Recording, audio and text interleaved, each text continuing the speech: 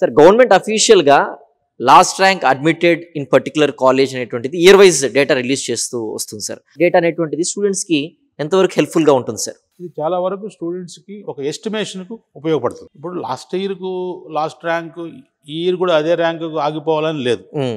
ఒక 2-3 అటు ఇటు ఉండొచ్చు.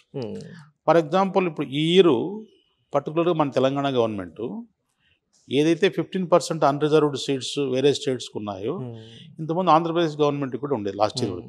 ఈ ఇయర్కు ఎస్వి యూనివర్సిటీ, ఆంధ్ర యూనివర్సిటీ ఉన్న రీజియన్ వాళ్ళకు ఆ 15% వాళ్ళు కవర్ కావట్లేదు. బహుశా అవి కూడా ఇప్పుడు తెలంగాణ నేటివ్ వాళ్ళకి వచ్చే అవకాశం ఉంది. కాబట్టి లాస్ట్ టైం కంటే కూడా ఈసారి కొంచెం లాస్ట్ ర్యాంకు మారే అవకాశం ఉంది. సో కాబట్టి మనం అదొక ఎస్టిమేషన్ కింద పనికి వస్తుంది. మనం దానికి కూడా డబుల్ చెక్ చేసుకోవచ్చు. ఇన్స్టిట్యూట్కి పోయి ఒకసారి చెక్ చేసుకోవచ్చు, వెబ్సైట్లో ఒకసారి చూసుకోవచ్చు. అవసరమైతే ఆ ర్యాంక్ హోల్డర్తో కూడా మనం మాట్లాడడం కూడా తప్పేం లేదు. ఇప్పుడు లాస్ట్ ర్యాంక్ 10,000 ర్యాంక్ అనుకో, ఆ 10,000 ర్యాంక్ ఆ కాలేజ్ నిజంగా చేరి ఉన్నారా లేదా, లాస్ట్ ర్యాంక్ అదేనా కాదా, లేదంటే ఏమైనా కాలేజ్ వాళ్ళు అనవసరంగా పెట్టారా డేటా అనేది అని కూడా మనం చెక్ చేసుకోవడం తప్పలేదు.